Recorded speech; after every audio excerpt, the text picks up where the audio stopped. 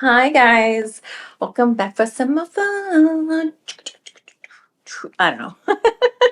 I tried to start with a bit of energy for you guys to start with. We are going to do some more Japan travel videos. I hope you guys aren't bored of them. I've been trying to break them up because, well, they take quite a bit to edit. And I just thought we would like to enjoy it rather than like nothing but it for a few weeks.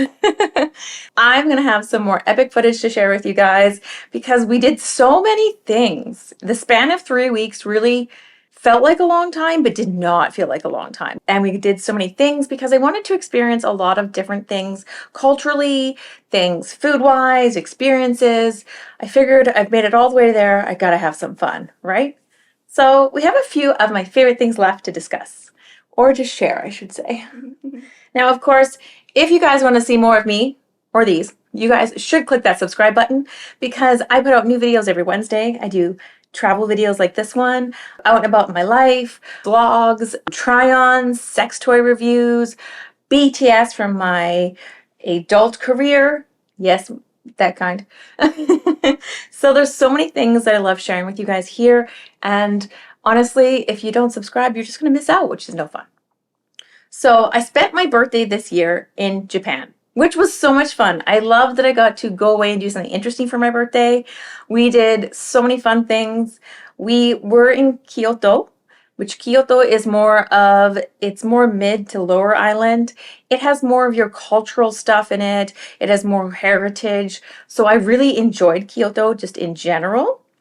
That day we had to check out of our hotel, so we put all of our luggage you can rent at any of the train stations. And when I say train station, think mall, because every train station has shopping, food, restaurants, sometimes entertainment.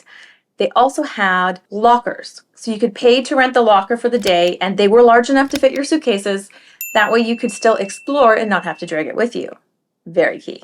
So we started the day by going to Fushimi Inari. And honestly, it was my favorite shrine that we went to, hands down. Why was it my favorite? There was something very magical about Fushimi Inari.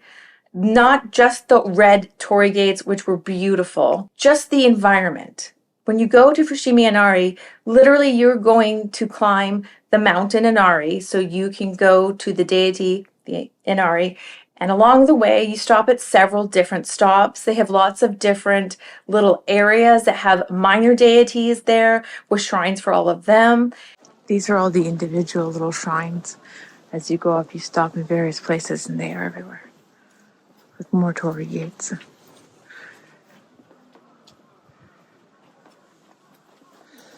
And more foxes. Oops.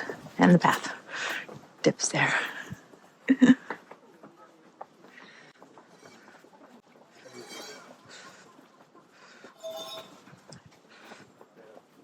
They had a lake near the top that you could go sit by, and hilariously enough, the signs were warning by the lake, beware for wild boars.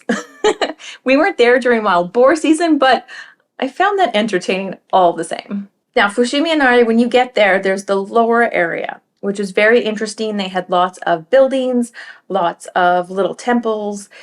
We're at Fushimi Inari. And we're just at the local shrine below, and then we're going to do the hike up. It's so pretty. The sound you hear is people putting coins in so they can make a prayer. We did that yesterday.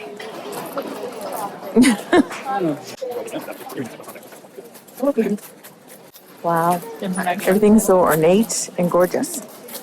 And I love that their animal symbol is a fox. Reminds me of the puppies.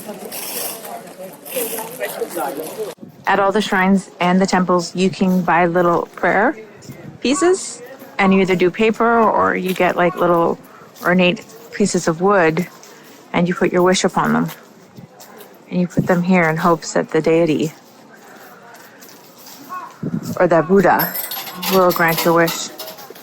These ones are all shaped like tiny little Tori. It's cute. Lots of tradition. They had the start of the Tori Gates. This is at the base, so we walk up and eventually we'll hit the ginormous Tori Gate. And there's the wolves, or foxes, that we're talking about. They have covers on because it's winter and cold. And these are the very large Tori Gates. As you can see, there's lots and lots and lots of people. Now we are approaching the Tori Gates. and we do our long hike up. It's amazing the size of these structures. Like, look how much taller than people they are. Wow. Beautiful. Now, Tori Gates were meant to mark that you are entering a sacred place. So they are painted red. There is a distinct reason why they're painted red. I'll put a little meme here for you guys so you can see that. And honestly, they were just so interesting because they were literally made from ginormous logged trees, painted, carved, and then the back sides of them contained writing. And what the writing was the families who had contributed to the shrine. Oh, wow. So each of these have different names written on the back, and those are for the various donors who have contributed to the shrine. You contribute so much, you get this kind of Tori Gate. You contribute this much, you get one of the giant ones. And there was a range of sizes. Walking through the Tori Gates was just, I couldn't help but be looking around and like, wow. So many people were taking lots of photos and videos because why not? It was so interesting. It was very crowded at first, but as we made our way through to the higher areas where there's just as many Tori Gates, there was a lot less people. So it was easy to take a moment, wait for some people to pass, and make a video or take some photos. There was little restaurants or little shops along the way that you could stop to pick up your charms or any sort of little souvenirs that you might like. There was lots I wanted to pick up, but I only had so much room in my suitcase for the way home, so I was more there for experiences than items, was kind of my thinking. More foxes. Oh, this one's got whiskers. He does have whiskers. He's cute. I like him. You can see his whiskers. And that one's got something in his mouth, like grain or something.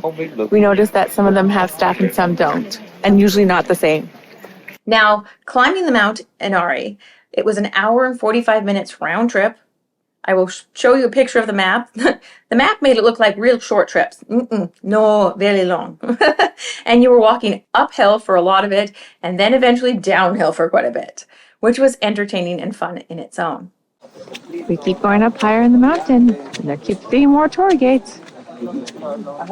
I really enjoyed being there for my birthday. It just felt like a special day, and going to Fushimi Inari, getting a chance to go for a lovely long walk / hike with my mom and my brother was so much fun. There was beautiful lookouts that we got some really awesome photos from, and my brother pointed out like where our hotel room was, where in Kyoto we were located. So that was really interesting to see. We got a chance to just like, the shrines are so amazing. When you go through, you'll have the little shrines along the way that are for the minor deities, and they are so engulfed in nature. So you have moss growing on top of them, growing around them. You have the jungle kind of taking them back, but not. And it really made you feel like the whole mountain itself was this sacred place. And by being there, there was just this warming feeling is what I would describe it as. We were looking for charms because I wanted to get some charms for myself as well as some for my girlfriends and my mom as well. Charms they're little, about this big. They come in different sizes. They are a cloth bag with writing on the outside that's usually engraved, and inside is a prayer that has been written and blessed by the monk.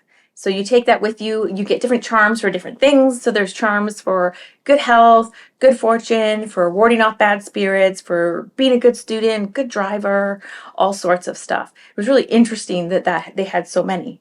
So don't forget to click that button. It's a picture of my face around here. And the videos on the screen are other fun things I just know that you guys are going to love. Bye for now.